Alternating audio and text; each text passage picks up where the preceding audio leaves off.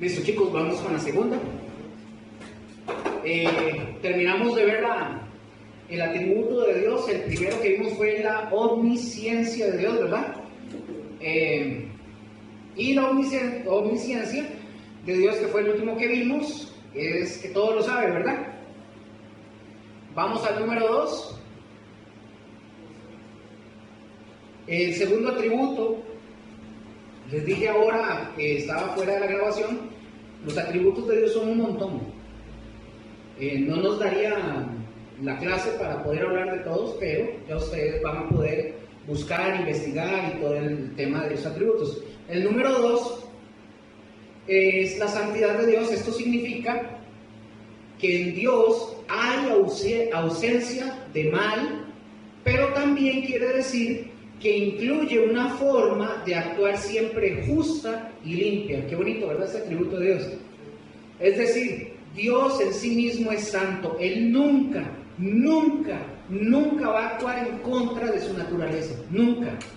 Por eso va a actuar con justicia.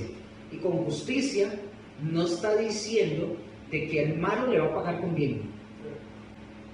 Usted hace algo mal, le corresponde el pago justo, ¿verdad? Porque hay gente que confunde ciertas cosas. Pero justicia también es el atributo de Dios y ya lo vamos a ver, de hecho, ahorita. Número 3. La justicia. Dios es justo, ¿verdad? La justicia de Dios tiene que ver con la manera de hacer las cosas en relación con los hombres. Ahora, si Dios tuviera, ojo con esto, si Dios tuviera algún tipo de inclinación hacia alguien, Dios sería imperfecto. Y Él no es imperfecto. Por eso Dios es un Dios equilibrado. Dios tiene equilibrio, tiene equidad para tratar con todos los seres humanos. Por eso ustedes cuando vean, por ejemplo, que en los evangelios, Él nunca llama a Jesús. Ustedes van a ver los evangelios, ustedes no van a encontrar que Jesús le diga a María, mamá.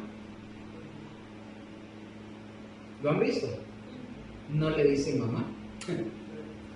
Él no la llama como su madre, aunque sabemos que sí era la madre, pero Él nunca la llamó mamá, madre. Muchas veces se dirige a María como mujer, le dice, mujer, ¿qué tienes conmigo? Esto tiene que ver porque todos los seres humanos, tiene que ver porque todos los seres humanos estamos al mismo nivel. Nadie está por encima, ni María, ni José, ni sus hermanos del Señor están por encima, ni ninguno de los apóstoles. Hay mucha gente como que les da gozo, ¿verdad? Decirnos que, ¿se acuerdan que yo les dije a ustedes que hay gente como que se siente muy, ¿cómo le puedo decir?, orgullosa y que hasta hacen casi que fiesta y alarde de decir que ellos son los preferidos de Dios? Se inflan, sí. Ellos dicen que son los preferidos de Dios y que Dios les concede todo lo que ellos piden, que ellos son los chineados de Dios y que, oigan, eso es una necedad de la gente. Porque si Dios a todos nos trata igual, Dios nos trata a todos igual. Si nosotros actuamos con fe, a todos Dios nos trata por igual. No tiene por qué menospreciar a David, porque David, no, Dios a todos nos ve por igual. David no tiene más y David no es el preferido de Dios porque Dios sería imperfecto.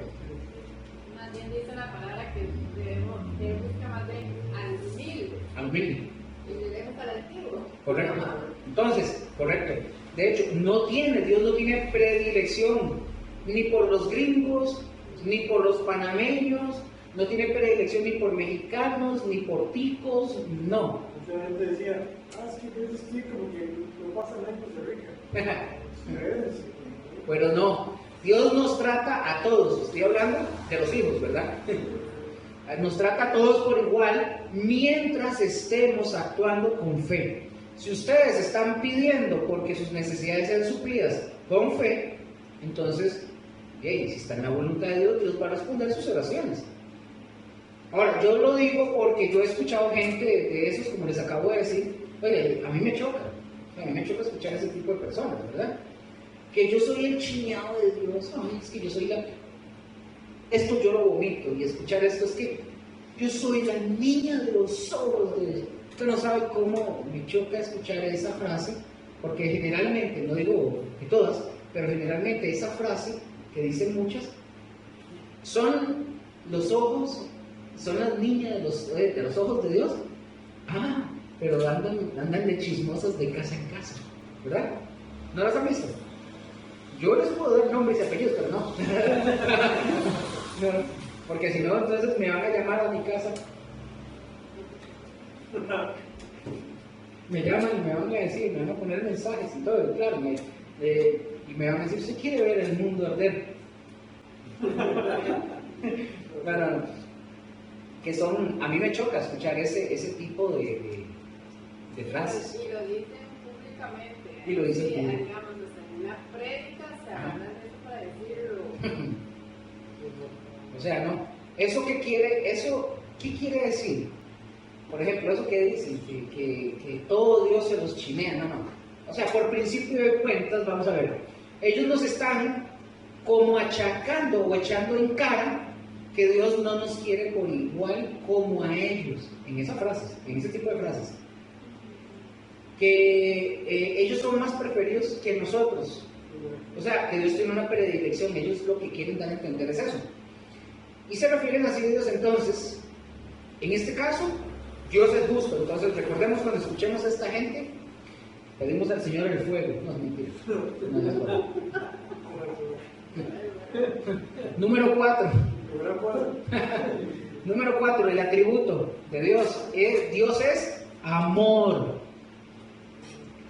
Para mucha gente, sobre todo para los incrédulos, esto es muy difícil de comprender, porque asocian el amor comparándolo con sentimentalismos o con relaciones sexuales. Entonces, hay un problema con eso. Porque o lo comparan con justificación, porque dicen que si Dios es amor, se justifica para hacer cualquier cosa. Dios es amor, no me va a mandar al infierno. Exactamente. Sí, son muchas cosas. Para ese tipo de cosas, la relacionan con eso que ustedes dijeron, la relacionan con eso que acabamos de leer, con un montón de cosas. Que al final de cuentas, muchas de esas personas que hacen eso es simplemente para justificar su pecado. Simple y sencillamente. Ahora, déjenme hacerles un comentario. Dios tiene todas estas perfecciones o atributos en la misma medida. No es que Dios es amor más y que Él es justo al 50%. Todos sus atributos o todas sus perfecciones son iguales. No hay ni una mayor ni una menor, porque sería imperfecto. Dios no es más justo que amoroso. Dios no es más misericordioso que bueno.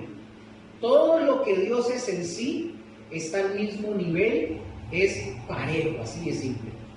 Si hubiera una diferencia en sus atributos, bueno, vamos a decirlo de esta forma, que Dios fuera más amor que santidad o que justicia, o el atributo que ustedes tengan ahí en su mente, entonces otra vez tendríamos un Dios imperfecto. ¿Por qué motivo? Porque no está al mismo nivel de todo lo que es Él.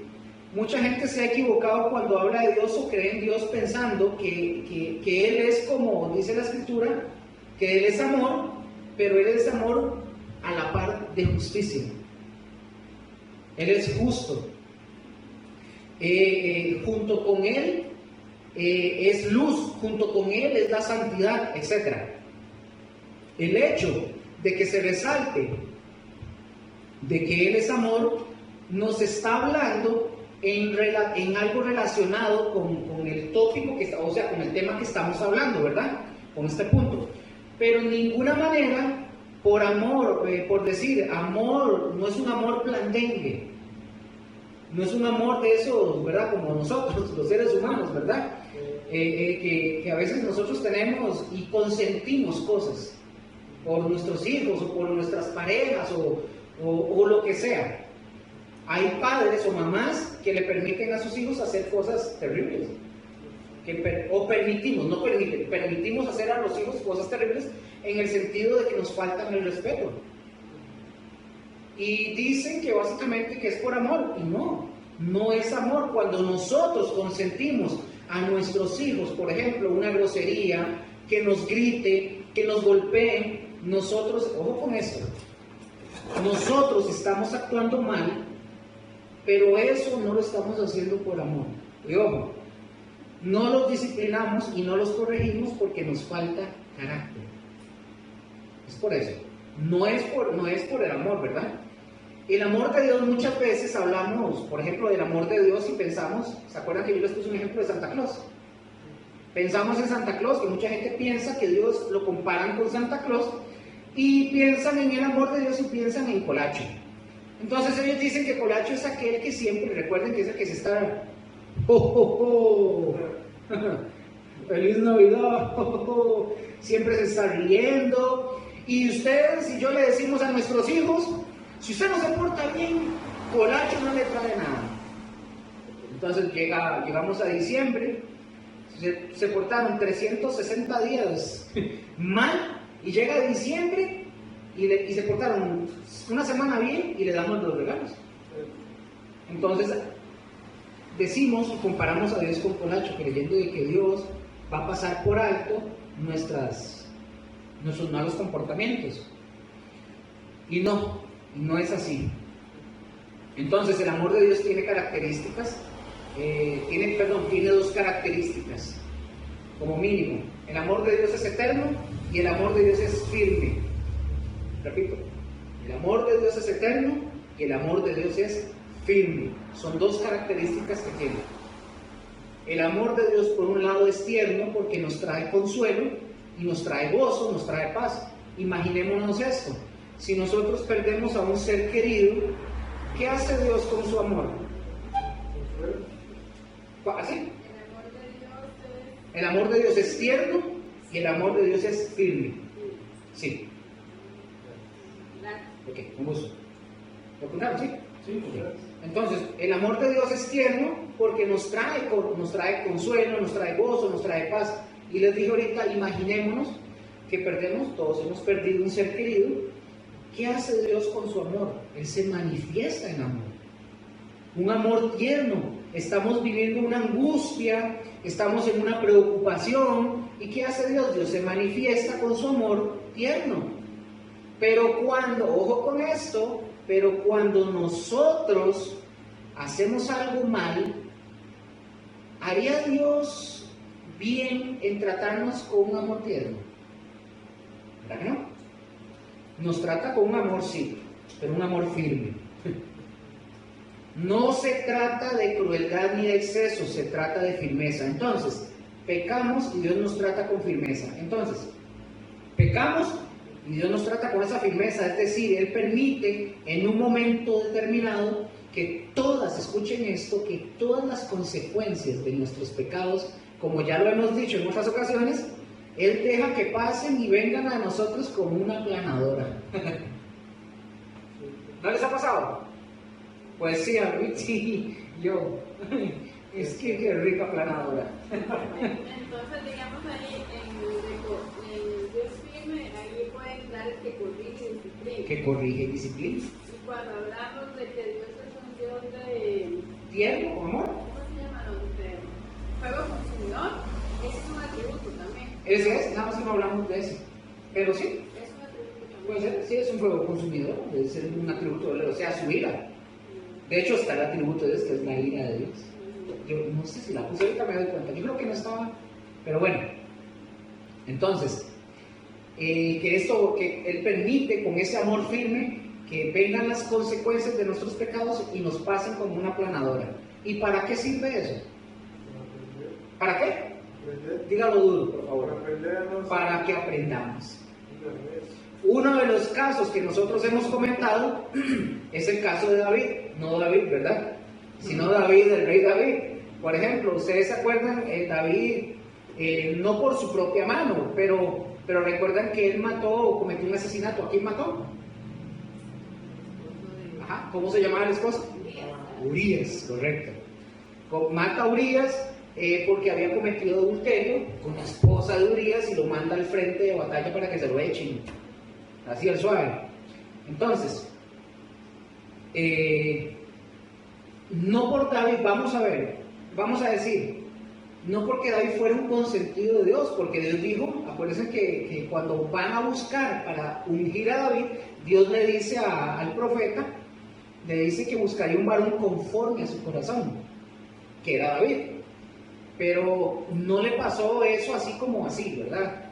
Del adulterio. El adulterio y el asesinato a David le costó muchísimo. Como número uno, Dios dejó de bendecirlo. Después de eso, David pierde todas sus bendiciones. Es decir, Dios le dijo, si tú hubieras seguido bien a todas estas bendiciones que ya te había dicho, yo te hubiera añadido más. Y no lo hizo. Pero Dios no podía añadirle más bendiciones, más bien empezó a dejar que las consecuencias de su pecado pasaran sobre la vida de David de una forma tremenda.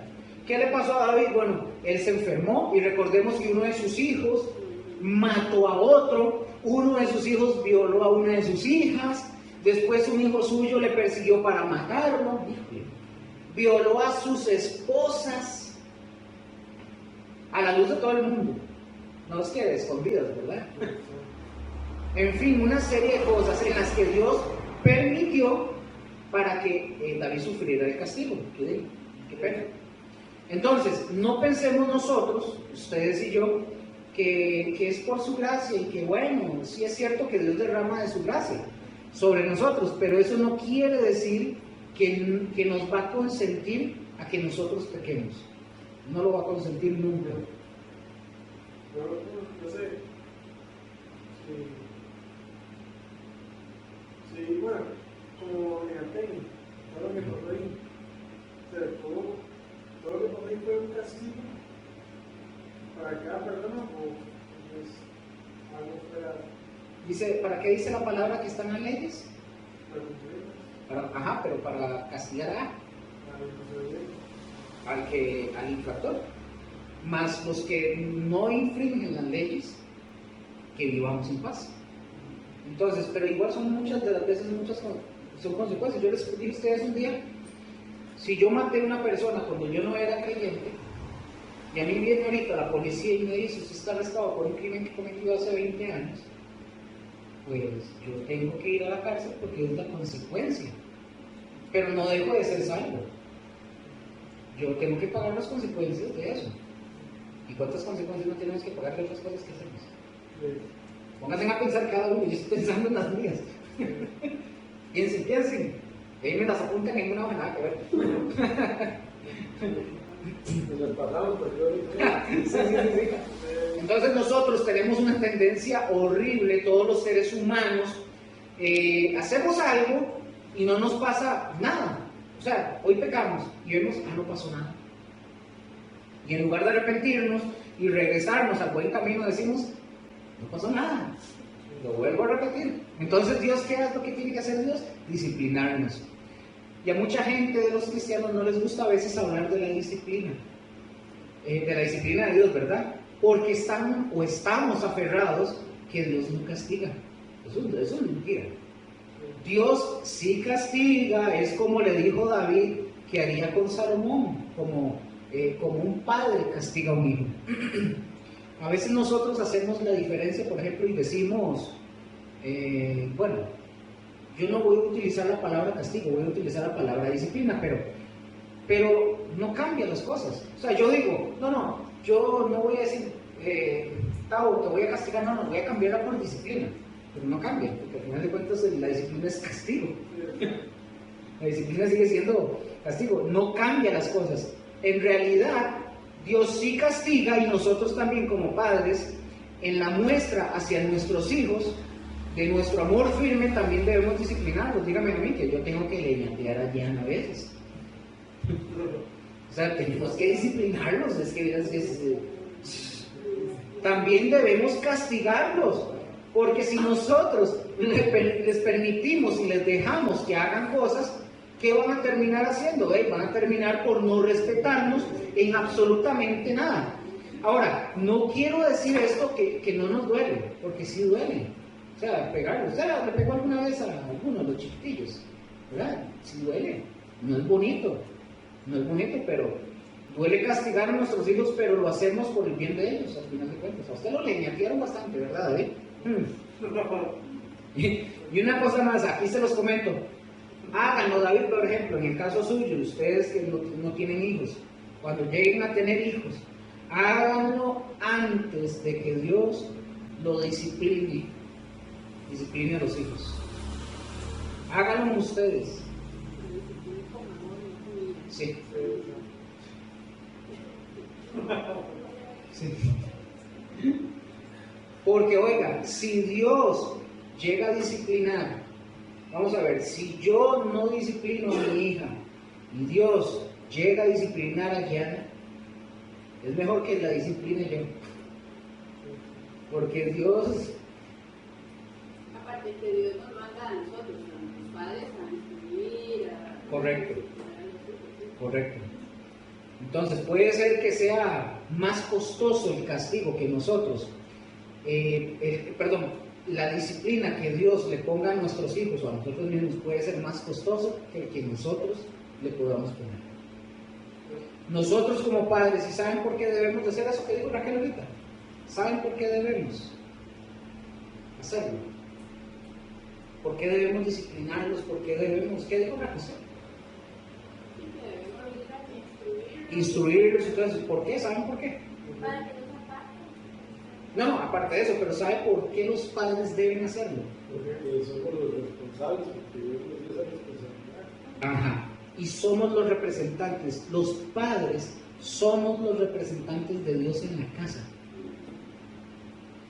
Así que, por eso Dios dice que nos deben de honrar a nosotros, los padres.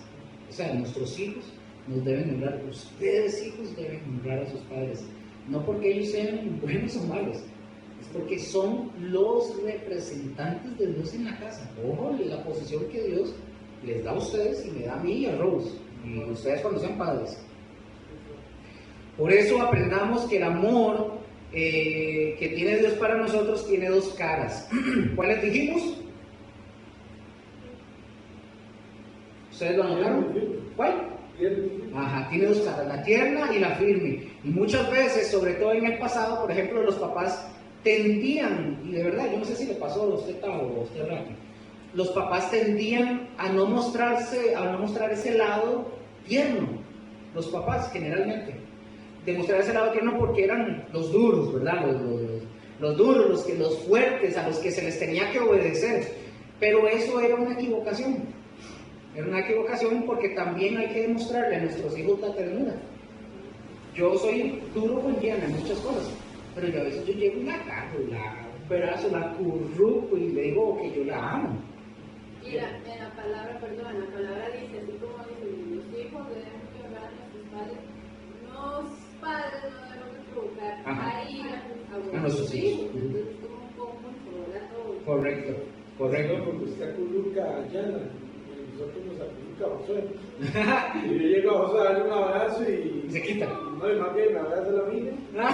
Ya no lo puedo. Ya no le llega. No, ya no le llego.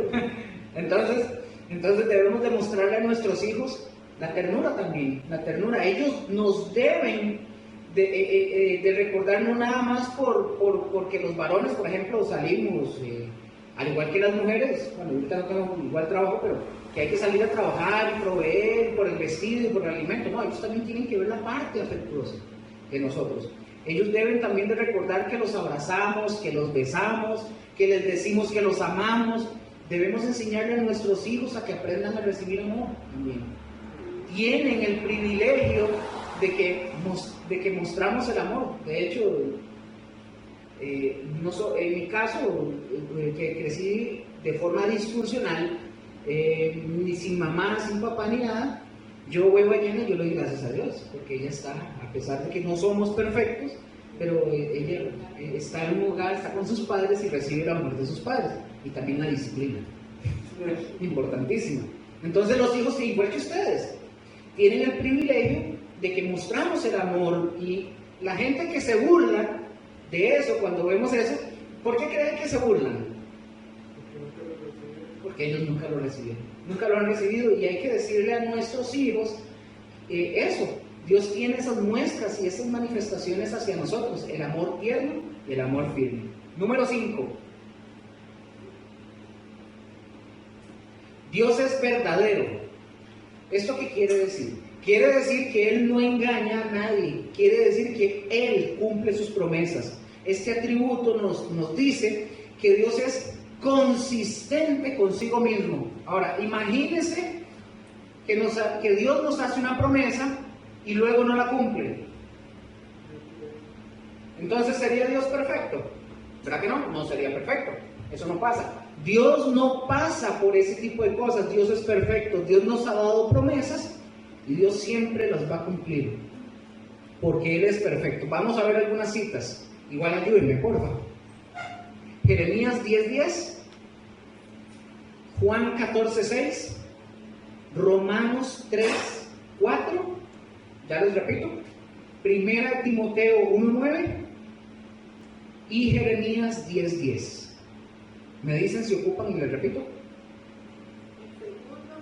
Ajá, ya voy dos veces. Repitió 2 veces Jeremías 10. Sí, perdón, sí tiene razón, es Jeremías 10:10, Juan 14:6, Romanos 3:4 y 1 Timoteo 1:9. ¿Quién lee la primera Jeremías 10:10? Por favor. Jeremías 10:10. Sí, por favor.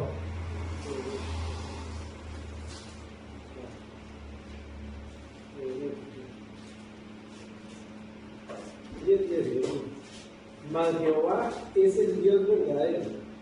Él es Dios vivo y Rey eterno. A su ira tiembla la tierra y las naciones no pueden sufrir su indignación. Ok, gracias.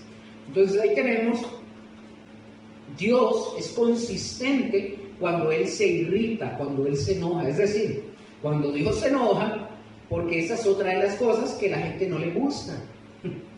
A veces hablar de un Dios que se irrita o que se enoja o que está irado, pero Dios es consistente y también Dios se enoja, pero su enojo y su ira no es como la de nosotros, ¿verdad? Cuando nosotros nos enojamos o explotamos, Dios no es vamos a ver, Dios es paciente. ¿Y qué hace Dios? Dios espera que primero nos arrepintamos y segundo, a que cambiemos nuestra vida. ¿Quién lee Juan 14:6, por favor? Amén. Jesús le dijo: yo soy el camino y la verdad y la vida. Nadie viene al Padre sino por mí. Ok, entonces Dios es consistente, Dios es verdadero y dice que hay un solo camino, y la gente piensa que puede llegar a Dios de muchas maneras, ¿verdad? Pero la Biblia nos dice que solamente hay ¿cuántos caminos? Es uno. Entonces no se puede venir a Dios por ser bondadoso. Pobrecita la gente que cree que porque le dan de comer a los indigentes, que les da ropa, ellos creen que se están ganando el favor de Dios porque son buenos. Si no tienen a Cristo, eso no les va a ayudar en nada.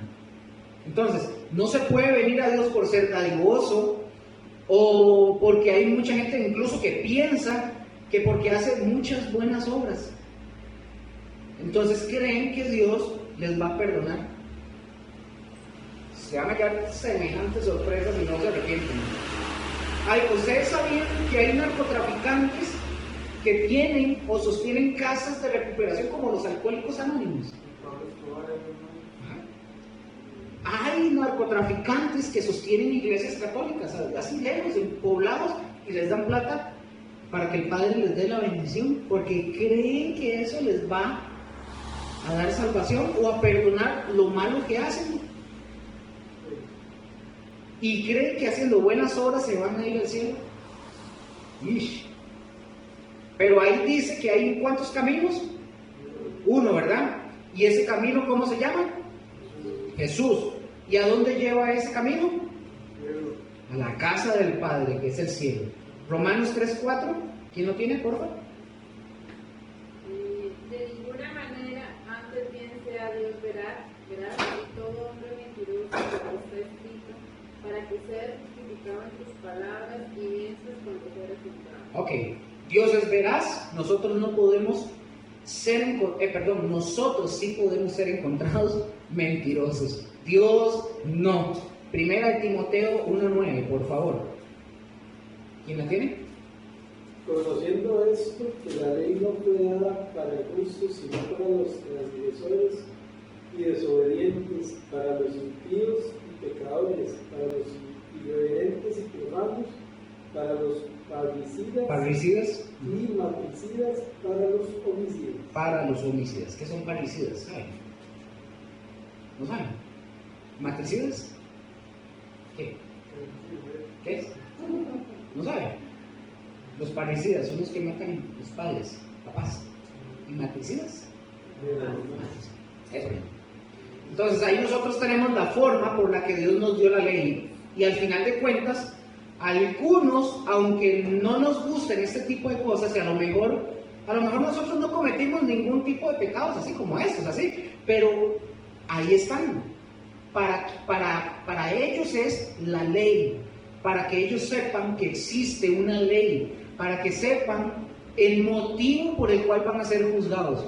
Es decir, no van a ser juzgados porque eran blancos, no van a ser juzgados porque eran negros, azules, amarillos, que ustedes quieran. Van a ser juzgados por haber transgredido la ley de Dios, porque dice la Escritura que por medio de la ley de Dios nadie será justificado. Número 6.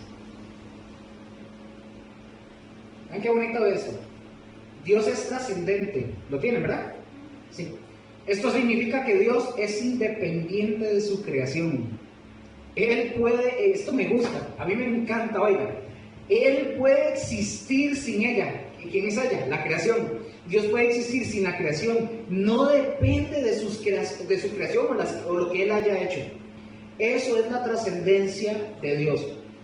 Les he hablado a ustedes de un tipo de teología que se llama panenteísta, ¿verdad? O de un pensamiento filosófico panenteísta, ¿verdad? Esta teología panenteísta o filosofía panenteísta quiere decir que Dios no es trascendente. ¿Qué quiere decir? Que Dios al crear todo empieza a crecer con todo. ¿Se acuerdan que era el panenteísmo? Es decir, que Dios va aprendiendo. Ellos dicen, los que creen ese tipo de filosofía, ¿saben por qué hay tantos problemas en el mundo? Porque Dios está aprendiendo a resolverlos. Ese es el pensamiento de ellos. Por eso dicen que hay tanta violencia, que hay enfermedades, hay tantos problemas en la naturaleza. En fin, dicen que eso es el panenteísmo. Y el panenteísmo nos dice que Dios está creciendo con su creación, y eso es una aberración tremenda, porque Dios obviamente tiene el control. Si Él no fuera trascendente, esta filosofía sería cierta. Dios no depende de la creación. Ellos dicen que Dios está creciendo con la creación, imagínense. Entonces, obviamente Dios tiene el control de todo, pero lo que se está llevando a cabo mientras Dios trasciende su creación es que nosotros vivíamos en el pecado y Dios nos está sacando de aquí, sacando para liberarnos totalmente del pecado, ¿verdad? Ahora, un pecado, vamos a decir, el pecado de Adán y Eva, un pecado que nos lleva básicamente al infierno de forma irremisible, porque, vamos a ver, pero Dios en su misericordia, ¿qué fue lo que quiso? Dios quiso llevarnos a la salvación a todos aquellos que eligiéramos creer en Jesús. Entonces, no es que Dios no pueda detener las cosas. ¿Ustedes creen que Dios sí puede detener todo, hasta el mal? ¿Usted qué está? ¿Usted cree que lo puede detener? ¿Usted lo ha tratado? ¿Dios puede detener todo el mal y todo lo que está pasando? Sí, sí puede. De hecho, sí. Sí puede, sí lo puede hacer, pero Él ve que es más sano todo el proceso. Esto es difícil de digerirlo a veces porque Dios ve más sano el proceso que nosotros estamos viviendo. Hay que pasarlo. Ahora, imaginémonos que cada uno de nosotros, cuando estemos allá con Dios, vamos a vivir allá agradecidos porque Dios nos mostró su misericordia en medio de un mundo, como dice la Escritura, en tinieblas, un mundo pecaminoso, un mundo que está dominado por Satanás. Entonces, en el cielo va a haber solamente, pensando en la humanidad, van a haber creyentes agradecidos con Dios porque nos sacó de aquí. Yo sí estoy esperando que nos saque porque me duele la espalda y todo. O sea, duele, o sea, ya todo duele. O ustedes no. Y no como nuestros, vamos a ver, no como nuestros hijos, que muchas veces, porque les dimos todo, por así decirlo, se convierten generalmente en caprichosos porque no les cuesta absolutamente nada, ¿verdad? Entonces, lo que nosotros les damos, cuando nosotros les damos a nuestros hijos sin que nos pidan, si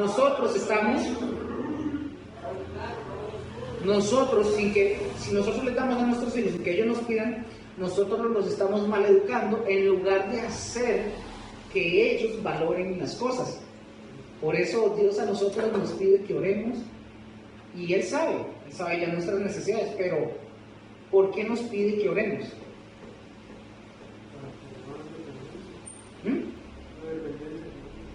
¿Sí? Y que oremos con fe también, dice que oremos con fe y que entonces Él, bueno, si se ora con fe y Él quiere, Él lo da. Aunque Dios ya sabe todo lo que nosotros vamos a decir, Él quiere que nosotros lo externemos, que le digamos y que lo creamos, que le creamos a Él. Si ustedes y yo lo externamos sin fe, ¿qué va a pasar, Raquel? Nada, ¿verdad? No va a dar nada. Ahora, ese es el proceso en el cual Dios nos tiene a nosotros metidos, por eso pero esto no quiere decir que Él no pueda mejorar las cosas. Ustedes y yo vemos la historia, por ejemplo, de la humanidad y vemos a todos aquellos hombres y mujeres que han estado en contra de Dios y que incluso algunos estaban o están todavía enojados con Dios. Dicen, bueno, a ver, si Dios existiera, ¿por qué no detiene las guerras? ¿Por qué no detiene lo que está sucediendo, por ejemplo, cuando estaba en Siria o en Ucrania? Bueno, ahorita con el tema de Israel. ¿Por qué si Dios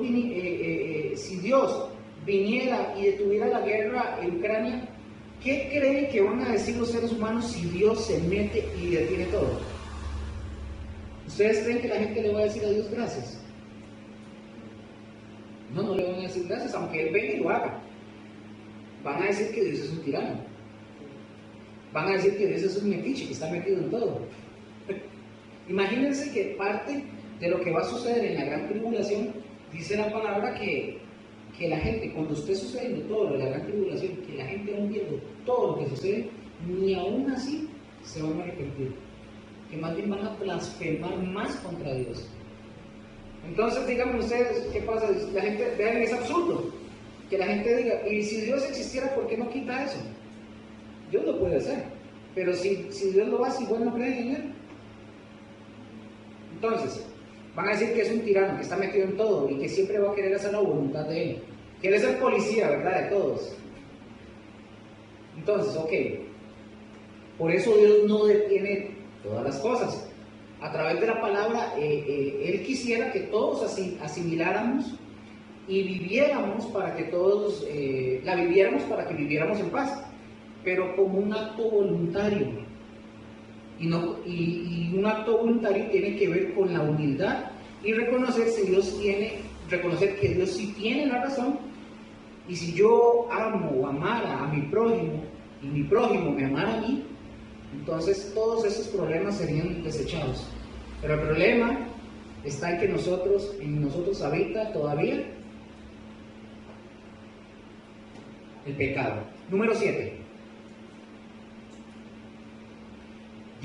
Voy a ir más rapidito.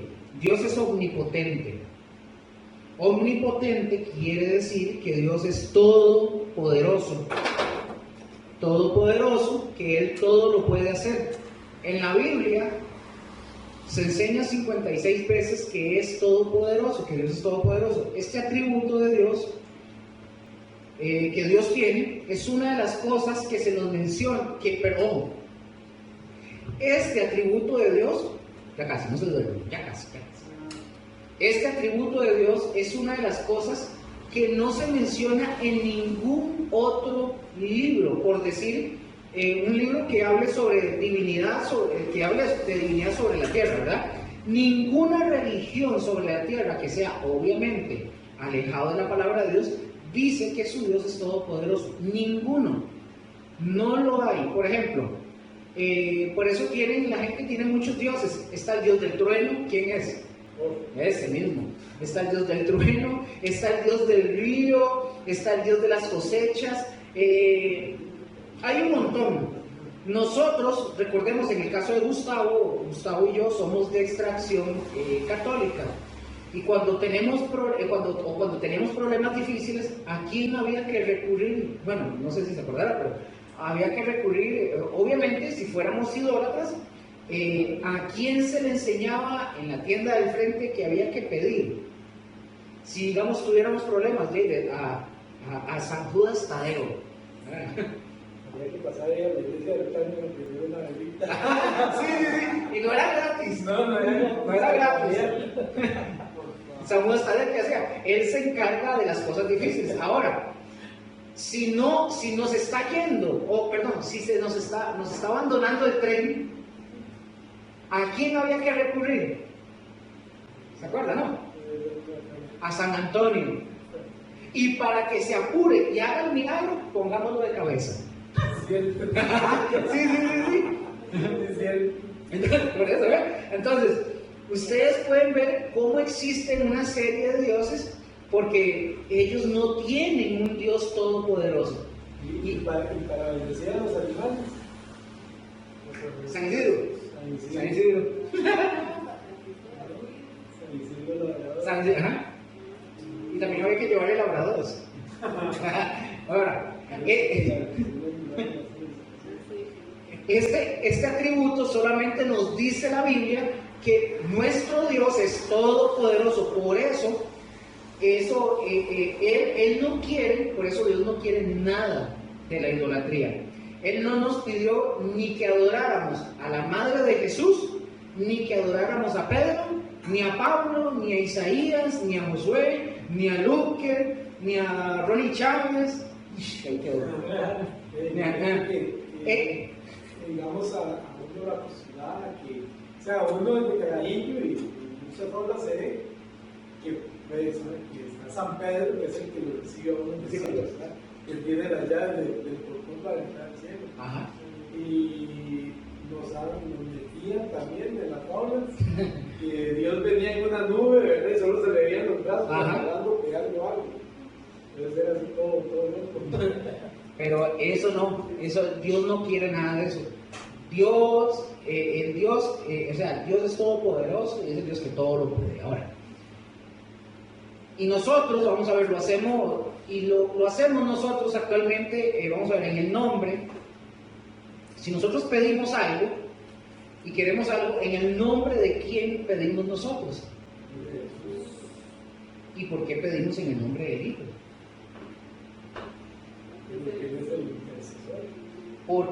Porque Él se lo merece todo de nosotros.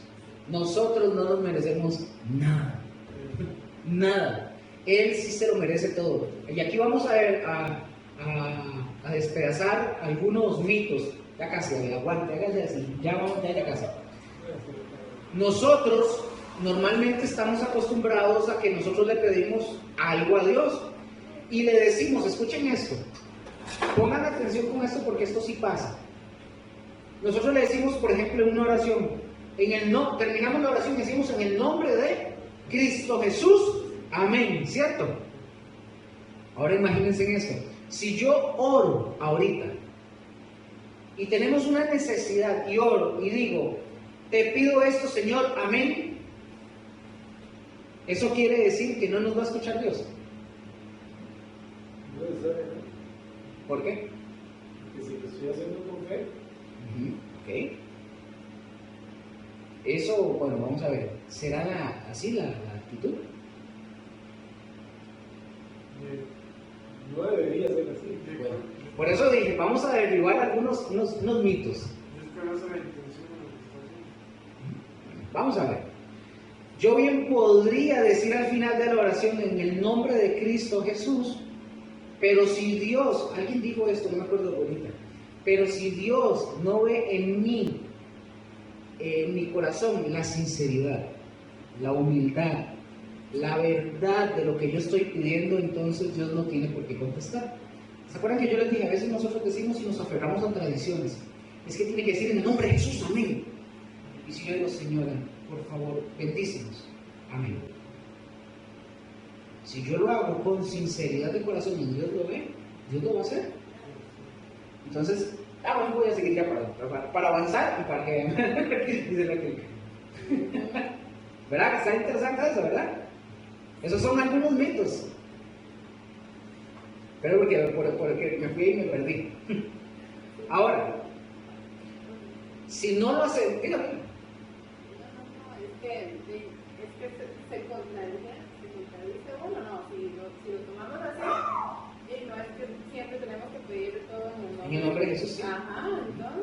Sí, pero si usted viene y dice, a veces nosotros oramos y decimos, Señor, yo escucho a gente que dice, Señor, gracias por este día, Señor, gracias. Gracias te damos. Amén. ¿Dios escucha esa oración? No necesariamente. Si el corazón de la persona no es sincero, o sea, su oración no es sincera, Dios no lo tiene por qué escuchar. Recordemos que a veces nosotros queremos encasillar a Dios a decir, por ejemplo, sí, hay que orar al Padre en el nombre de Jesús y pedirle al Padre en el nombre de Jesús, pero a veces es como cuando uno dice y usa que todo la oración y es su voluntad. Es como la oración de Jabes, ¿se acuerdan? ¿Qué pedí? ¿Se acuerdan de la oración de Jabes? Él le pidió al Señor una oración que no duró ni 2 minutos, y dijo, Señor, si quieres dormir conmigo, y Dios le contestó. Y listo, y uno no. Entonces, a veces hay cositas que nosotros tenemos y guardamos porque nos han enseñado. Voy a avanzar porque no me pongo aquí a adornar y ya ves así. Son tradiciones. Sí, el católico piensa que tiene que primero pedirle a la Virgen y ella intercede para con Jesús y después. Imagínate, sí. Eso es de gobierno, como en Costa Rica, ¿verdad? Entonces, como les dije, si se está pidiendo con esa humildad y esa sinceridad, entonces, si no se está pidiendo con esa sinceridad y honestidad, Dios no tiene por qué contestar. ¿Por qué? Porque no es un hechizo en el nombre de Cristo Jesús. Tiene que ver con lo que hay dentro. Y esto se los estoy diciendo porque nosotros tenemos hermanos en Cristo que ellos están acostumbrados a repetir en el nombre de Cristo Jesús, pero cuando piden, saben que piden en el nombre de Cristo Jesús, que lo que están pidiendo tal vez no es para ellos, pero también a veces lo están diciendo. A veces hay gente que dice que ora en el nombre de Jesús y amén y todo, pero no tienen un buen corazón, una buena actitud, ¿verdad? Para hacerlo. A veces, ojo con esto, a veces hay que echar por tierra muchas cosas, como dijo ahorita Gustavo, que son tradiciones, son como tradiciones, o hacemos nosotros tradición y las cosas no pueden ser así. Hay una historia. 2 hermanos quisieron irse a trabajar, ojo con esto, hay unos hermanos, sí, 2 hermanos, y es una historia real. 2 hermanos quisieron irse a trabajar a un área, pongan atención con esta historia, y es real. 2 hermanos quisieron irse a trabajar en un área distinta de la ciudad, fueron donde los pastores, donde el pastor, y le comentaron lo que querían hacer. Los pastores les dieron la bendición, e incluso el pastor les dijo, si ustedes quieren más gente, más ayuda, vayan con estos fulanitos y les dicen, si ellos quieren ir, llévenselos. Los bendijeron, les dijeron vayan, fueron a hablar con estos hermanos, a ver si querían ir con ellos a la misión que iban. Bueno, se fueron, les ayudaron. Como a las 2 semanas, 2, 3 semanas, regresa una pareja y le dice a los pastores, pongan atención, que estaban, a los pastores que dieron la bendición de enviarlos a nosotros, ¿verdad? Viene esta pareja y les dice a los pastores, queremos hablar con ustedes, porque allá, aquellos hermanitos que ustedes les dieron permiso para ir a hacer aquella obra, esa nueva obra, empezaron a apostatar de la fe. Ya cuando se ve, dicen que ya sé por dónde más o menos la cosa. Ojo, se fueron con la pareja, ellos que fueron, digamos, a acusarlos, y le preguntan a la pareja, ¿qué es lo que el pastor? ¿Qué es lo que está pasando? Es que allá, aquella pareja que usted vio, están apostatando de la fe. Vieras que en lugar de recoger los diezmos a la mitad del servicio, lo recogen al final del servicio.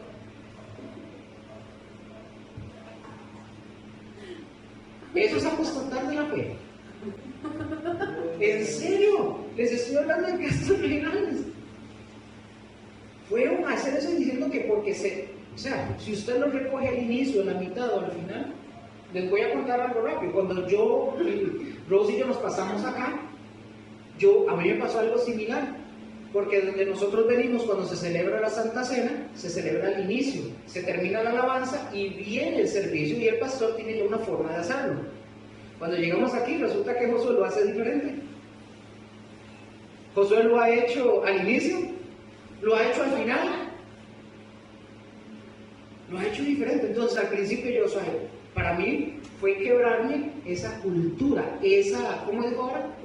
Esa costumbre, esa tradición. Está mal si se celebra al principio y al final, ¿verdad que no? Yo tuve que decir, no, suena, porque déjese payasadas, a mí mismo, porque ya estaba yo entrando en ese tipo de tonteras, como esta gente. A veces nosotros somos así, y esas son cosas, oigan, que no importan. Si es al principio recoger los diezmos, o al medio, o al final, eso no importa. Lo que importa es estar realmente sirviendo al Señor. Si fallara en algo, como que yo les dijera, hermanos, un ejemplo, que yo les esté diciendo a ustedes, hermanos, fíjense que aparte de Cristo Jesús para salvarse, usted tiene que ayunar y tiene que cumplir con los mandamientos. Ahí sí. Ahí ya. Entonces ahí yo sí estaría apostatando de la fe, porque eso no es lo que dice la palabra de Dios. Entonces ahí vemos que Dios es omnipotente, y vemos que los otros tienen un montón de dioses y de culturas y de tradiciones. Entonces no hagamos nosotros también de dioses como número uno a los pastores ni a los maestros. No los hagan dioses. ¿Oyó, Estefanía? A nadie. Yo, chicos, a nadie. ¿Oyó, David? No los hagamos. Es más, no los hagan, no los hagamos, ni nos hagan. No hagan porque nada que ver, no pueden ser. Hay veces que la gente endiosa, incluso a los pastores, y eso es idolatría, incluso. Como cuando dicen, ustedes se han topado con gente que solo dicen, yo quiero hablar con el pastor porque el pastor tiene la bendición de Dios. Y solo Dios escucha al pastor quien dice. Si usted también, David y yo, tenemos al Señor, tenemos al mismo Espíritu Santo, porque tengo que ir donde el pastor. Hay gente que dice, voy a pactar para que Dios Correcto, sí. No caigan en el lazo del cazador. Entonces, si ustedes oran, también ustedes oyen al Señor. Pero, un ejemplo, si ustedes vienen y me dicen a mí, suponiendo, es que creemos que ustedes lo escuchan más, no. Si ustedes vienen y me dicen, usted puede orar con nosotros, bueno, yo les voy a decir, ustedes tienen el mismo Espíritu Santo que yo tengo, pero sí los voy a apoyar en oración. Pero no significa que uno no vaya a orar por la persona. Lo que yo digo es cuando la gente dice, es que yo solo quiero que sea Josué, o solo quiero que sea aquel apóstol, porque él es el que tiene el poder. Bueno, no es así, pero bueno. Tenemos que saber que Dios sí nos oye a todos, y como estamos al mismo nivel, a todos nos oye por igual. Entonces, cuidadito con andar endiosando a las personas, a los novios, a las novias, a las personas, o el lugar donde nos reunimos. Número 8. Voy a ir un poquito más rápido. Número 8. Dios es infinito y eterno. Ya casi finalizamos. Dios es infinito y eterno. Ese es el atributo número 8. Para Dios no hay límite, ojo con esto, no hay límite de tiempo o espacio. Esto no quiere decir que el tiempo no es una realidad para Dios. ¿Ustedes se acuerdan cuando vimos acerca de que Dios ve nuestras vidas como un mapa, que les dije ahora? Ok, lo mismo, es como si Dios estuviera delante de Él, que no es así, ¿verdad? Pero quiero explicárselo para saber si ustedes me entienden. Es Dios, como que si Dios tuviera nuestra vida delante de Él, en el pasado y en el futuro. Ahora, Dios es eterno, decimos, por eso este atributo se llama Dios es eterno e infinito. Pero esto no quiere decir que cuando nosotros definimos eternidad, nosotros decimos que es como ausencia de tiempo, ¿verdad? A veces, ¿cierto? Decimos que la eternidad es ausencia de tiempo. Bueno, pero pongan atención, esto no quiere decir que para Dios no existe, por decir, una dinámica. Es decir, Él sabe, Dios no es estático. Dios no es estático. Desde que Él creó, no piensen que Dios no está consciente de lo que nosotros estamos viviendo día con día. Él es consciente del tiempo porque Él creó el tiempo. A nosotros nos puso inmersos en el tiempo. Y Él, aunque es eterno, escuchen esto, tiene aquí una parte muy importante, ya casi finalizamos, de verdad. Él, aunque es eterno, Él puede meter su mano en el tiempo. Van a aprender algo ahorita, interesante. ¿Me doy a entender? Por ejemplo, cuando Dios contesta una oración de ustedes o Él hace un milagro, es porque Dios metió la mano en el tiempo. ¿Sí? Entonces, nosotros dijimos, aquí también quiero que ustedes piensen en esto. Dios es trascendente, sus obras no lo limitan, ninguna de sus obras lo limitan. Hay veces que nos hablan de las leyes de la naturaleza, ¿se acuerdan, verdad?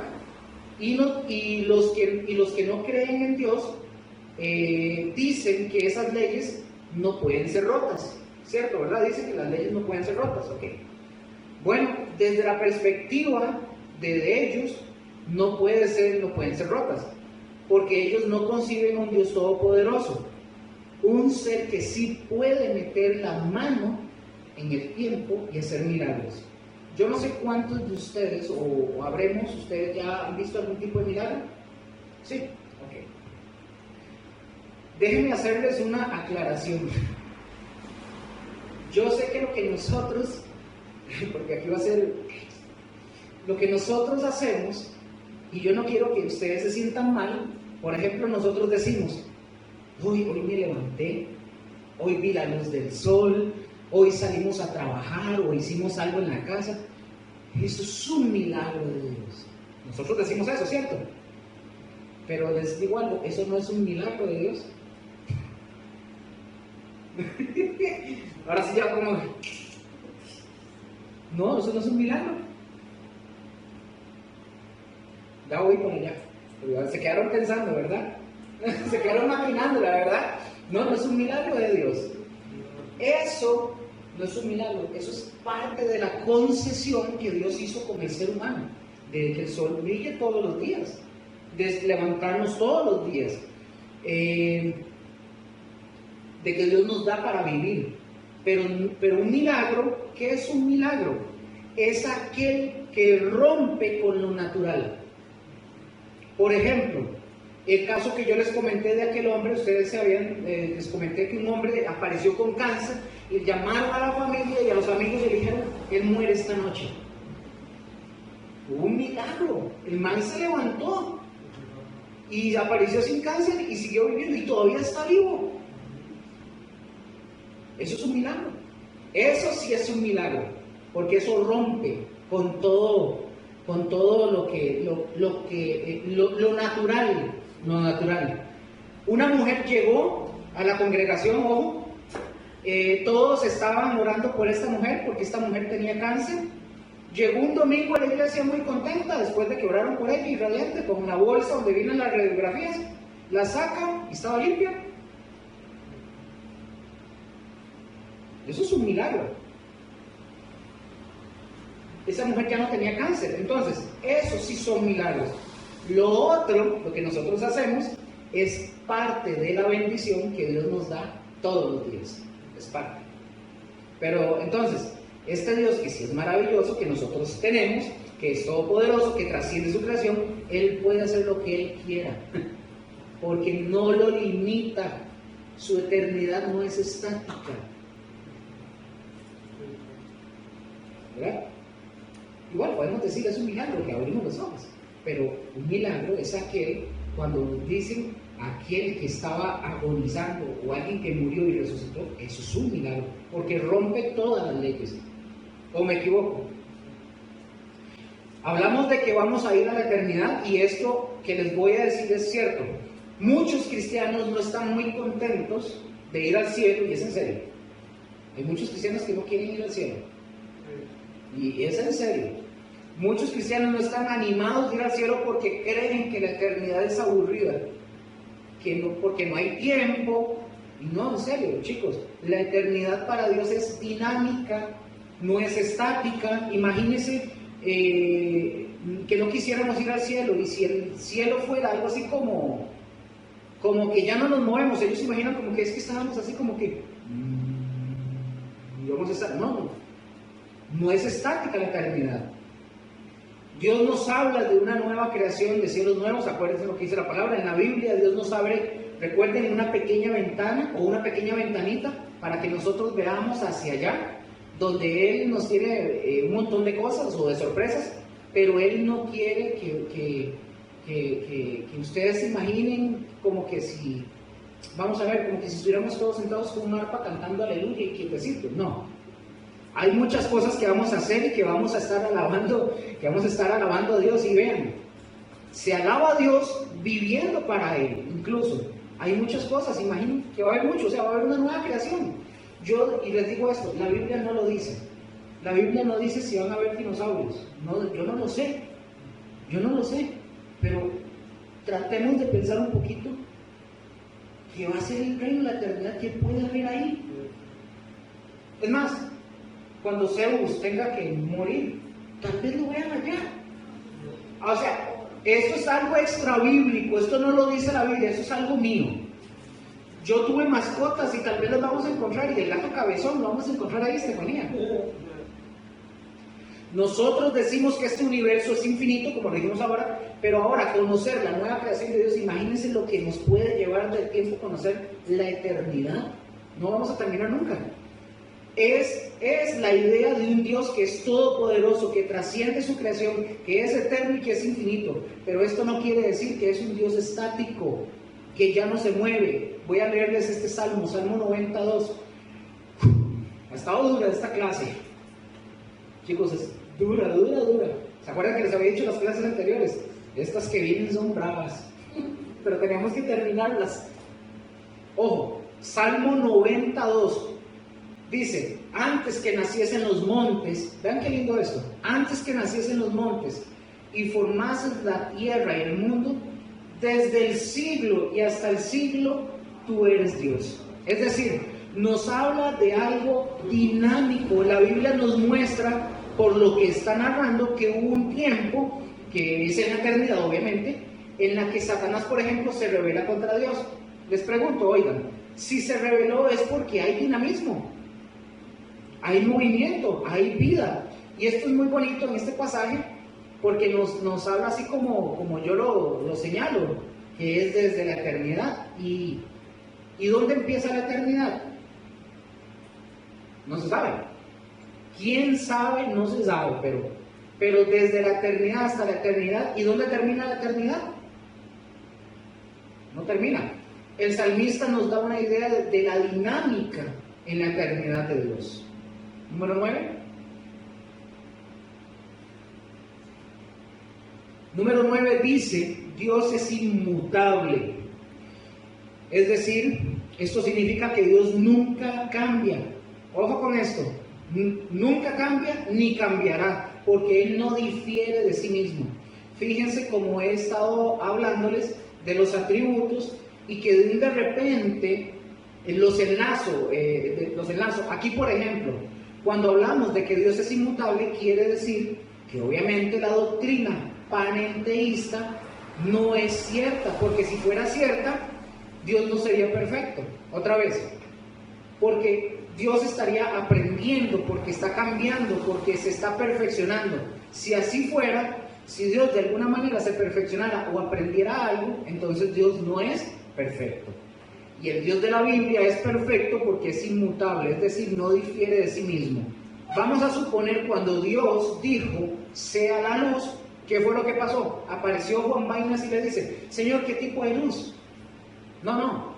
Dios dijo, sea la luz, y fue la luz, ¿verdad? Ya diseñada, ya adaptada tal y como es. Cuando Dios crea al hombre y a la mujer, y ojo, y como dato, no es cierto, no crean ustedes que cuando Dios creó al hombre, que estaba practicando, porque dicen, Dios practicó con el hombre y luego se perfeccionó con la mujer. No, es igual, ¿verdad? Somos iguales. Cuando Él crea a la mujer, dicen algunas, ahí sí salió bien, ese sí, el hombre fue la prueba y error. No, porque así dicen algunas de las feministas, ¿verdad? Ahí dicen, pero eso no es cierto. Dios así nos diseñó, ya estaba en su diseño, ya estaba hecho, el universo funciona bajo las leyes que Dios creó, que Dios puso, no hay variación, Dios no está perfeccionándose en nada. Ahora, incluso, pueden estirarse por aquello, se estiran, se levantan. Incluso, cuando nosotros vemos la escritura, que Dios crea al hombre, cuando Dios se comunica con él y el hombre se comunica, etc. ¿Cómo empezó a comunicarse Adán con Dios? No.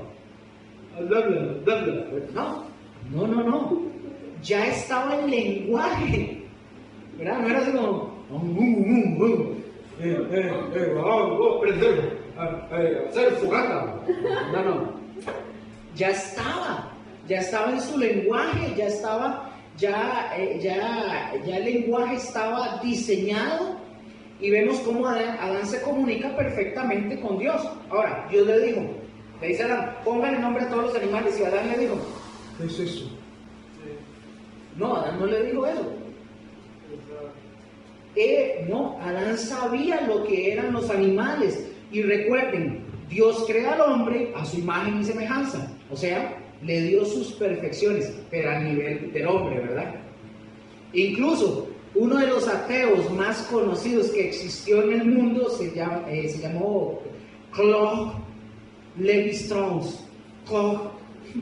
O Claude, no sé cómo sea. Claude Lévi-Strauss, aunque no creía en Dios, él decía, ojo lo que decía él. Él decía que el idioma no pudo haber sido aprendido, el habla no pudo haber sido aprendida por el hombre. Decía él, el idioma lo traíamos ya completo, ya viene. Aunque no creía en Dios, noten ustedes que es un Dios que no cambia. Él creó y creó en perfección, Dios, ¿verdad? Adán y Eva estaban en una perfección como la de Dios. No había pecado en el mundo, eran como Dios, no eran Dios. Viene el pecado y esa imagen y esa semejanza de Dios fue distorsionada, y es así como si nosotros, vamos a ver por ejemplo, si nosotros dibujamos algo en un cuaderno, en alguno de sus cuadernos, y luego usted le comienza a pasar un borrador hacia lo salvaje, ¿qué es lo que pasa con el dibujo? Se distorsiona, ¿verdad? Eso es lo que pasó como con el pecado. Pero Dios, recuerden, Dios no se perfecciona, Él es inmutable. Ahora, vamos a ver Isaías 46, del 9 al 10. Este se lo leo yo. Lo voy a leer de una vez para avanzar. Isaías 46, del 9 al 10. Dice, acordaos de las cosas pasadas, desde los tiempos antiguos, porque yo soy Dios y no hay otro Dios.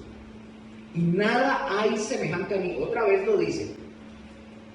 Nada hay semejante a mí, que anuncio lo por venir desde el principio y desde la antigüedad lo que aún no era perdón, me perdí, voy por el 10. Que anuncio lo por venir desde el principio y desde la antigüedad lo que aún no era hecho, que digo, mi consejo permanecerá y haré todo lo que quiero. Y aquí ya nosotros estamos hablando de un Dios que no cambia. Él ya dijo cómo son las cosas, dijo que un día iba a regresar, que iba a regresar Cristo por nosotros. Pregunto, ¿Cristo va a regresar? Si Él lo dijo y Él lo diseñó, va a regresar. Cuando nosotros nos preocupamos porque nos dijeron que viene un asteroide, acuérdate que les dije, viene un asteroide a la Tierra y que nos va a pulverizar y que todo ese tipo de cosas, eso no es cierto. Al menos para que eso suceda faltarían 1007 años para que eso sucediera, suponiendo que el arrebatamiento fuera ahorita, ¿verdad? ¿Por qué 1007 años? ¿Se acuerdan? ¿Se acuerdan por qué 1007 años? 7 años del anticristo, el milenio. ¿Ah? Los 7 años. Estoy inventando una fecha, ¿verdad? Suponiendo que hoy viene el Señor y nos lleva, a partir de ese momento se contarían 1007 años. Los 7 años de la tribulación más el milenio, correcto. Entonces esto no es porque está en la palabra, ¿verdad? Esto lo estoy diciendo yo, ¿verdad? Por aquello. Son 7 años de tribulación. Después de esos 7 años de tribulación hay 1000 años del reino mesiánico o el reino de Cristo. Y luego dice la Escritura que viene el juicio y viene la eternidad. Entonces, si es cierto, si fuera cierto que viene ese meteoro contra nosotros, tardaría 1007 años en llegar. Y nosotros como humanidad ya del siglo XXI, del ser humano, solo dicen que solo vamos a decirlo por utilizar una palabra, tenemos el control o la visión del 2% del universo sobre nosotros. Ustedes saben cuándo se dan cuenta que un meteorito que está pasando o iba a pasar cerca de... ¿Saben cómo se dan cuenta? Cuando va a venir o eso, cuando ya pasó. Ajá. Cuando ya pasó, porque lo captaron los aparatos, ¿verdad? Que tienen ahí en el espacio. Entonces, chicos, que no nos apantallen, ¿verdad? Con cosas que el ser humano no puede controlar. Dios ya lo tiene previsto y no nos vamos a extinguir como humanidad en ese sentido. Por ejemplo, lo que está pasando en Ucrania, y puedo incluir ahorita, que no lo incluyo, que no se había dado, pero lo de Israel incluso, yo pregunto, ¿hay señales? Ojo con esto, ¿hay señales para cuando regrese Cristo Jesús por nosotros? ¿Seguro? Error. Oiga la pregunta, ¿hay señales para cuando regrese Cristo Jesús por nosotros? No. Él dice la palabra que Él va a venir como ladrón en la noche. Pero cuando pregunte, ustedes conocen las señales, cuando el tiempo va a llover, ustedes conocen. Tranquilo, ya vamos para allá. Dice que va a venir como ladrón en la noche. ¿A cuántos de ustedes le avisa el ladrón que va a ir a robar su casa? ¿A usted le avisan? ¿Verdad que no? Ok. A nadie. Las señales, escuchen esto, las señales son para el regreso de Cristo a la tierra después de los 7 años. Vea que yo dije, hay señales para cuando regrese Cristo por nosotros. No hay.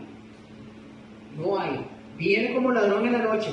Pero sí hay señales del regreso de Cristo visible a la tierra después de los 7 años. Pero para el rapto o para el arrebatamiento de la iglesia no hay señales. No hay señales. Cristo dice en Mateo 24, oiréis de guerras y rumores de guerras. Eso pasa.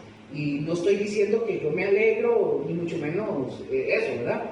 O sea, un ejemplo, tiembla y la gente piensa que ya Cristo viene. Y no, la tierra tiembla. ¿Desde hace cuánto tiembla la tierra? Millones de años. Ay, Señor, perdóname. Sí. Oiga, todos los días, ¿ustedes saben que todos los días tiembla? Sí. Todos los días tiembla. Y eso no quiere decir en ese sentido que ya Cristo va a regresar. Cada día que nosotros vivimos es un día menos para el regreso de Cristo, eso sí. Pero nosotros no debemos, escuchen esto y guárdenselo en su corazón, nosotros no debemos estar viendo o buscando señales. Y ojo, hace unos años salió una noticia hablando del tema de la guerra en Siria, por ejemplo, y muchos salieron diciendo que eso era la evidencia de la venida de Cristo. ¿No escucharon esa noticia cuando se dio el tema de Siria? La gente salió diciendo que eso era la evidencia de que ya venía Cristo. Eso no es cierto. Lo que se dice de Siria, para que lo tengan como... Inclusive esto que está pasando ahorita entonces tampoco. No, son cosas que tienen que darse. Se tienen que dar, son guerras, rumores de guerras, pero recuerde que nosotros como iglesia, nosotros no tenemos que andar detrás, ¡y ahora es Israel! Y empezar a sacar conclusiones. Está sucediendo. Israel no va a ser pulverizado. Israel Ha no... estado en guerra antes. Sí, ha estado en guerra. Porque mucha gente dice, ya se está cumpliendo lo que dice la Biblia y ya Por eso, el fin de los tiempos. El fin de los tiempos ya está cerca. Por eso yo les hice la pregunta. ¿Existen señales para el regreso de Cristo por nosotros como iglesia? No, no hay. Él va a venir como ladrón y se lo lleva. Pero sí hay señales para cuando Cristo venga a los 7 años de la tribulación. Sigo y termino con esto. Entonces es un error con el tema de Siria. Voy a poner el ejemplo de Siria. Es un error, y como lo cometen los medios de comunicación, por ejemplo, es un error esa interpretación.